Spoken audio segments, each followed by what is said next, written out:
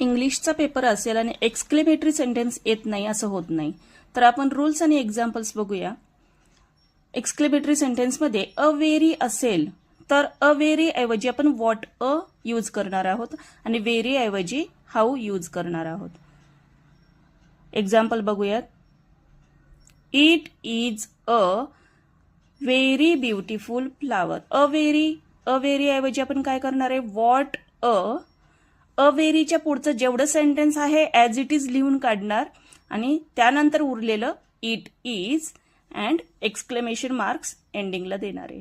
It what a beautiful flower it is आणि exclamation mark.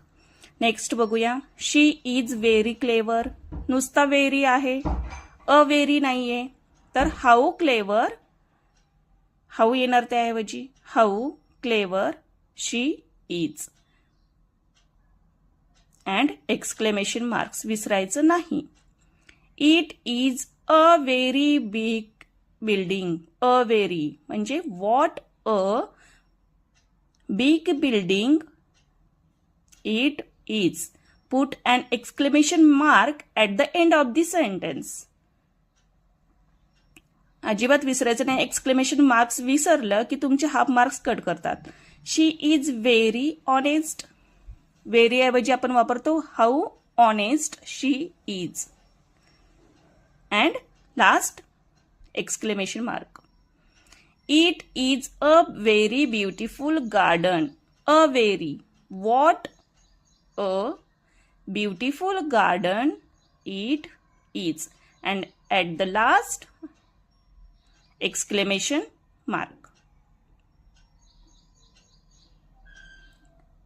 जर sentence मध्ये very किंवा अ व्हेरी नसेल तर काय करायचं? ए एन बघायचं. ए एन असेल तर व्हॉट आणि ए एन नसेल तर आपण हाऊ यूज करणार आहोत. आता शी इज अन इंटेलिजंट. अन आहे. What an intelligent she is and last exclamation marks. त्यानंतर शी इज काइंड. इथे ए अन काहीच नाहीये. How kind she is. Don't forget exclamation marks at the end of the sentence. Thank you. All the best, students.